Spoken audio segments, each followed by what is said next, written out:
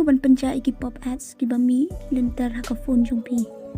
Tementa ngani kai pi kumno ban dia. Jadi airport setting. Seklik atau betul other wireless connection. Jangan ta seklik atau private DNS.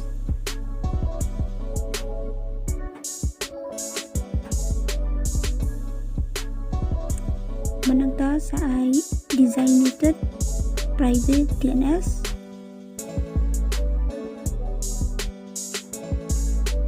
Terus klik modify.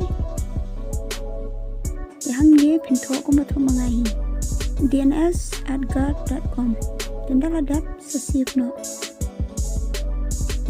Dia tanggap tuhi ki advertise kenum one show. Sekan mau ban like, share, subscribe. Kanang berpinyi sekali pagi video. Boleh syubun.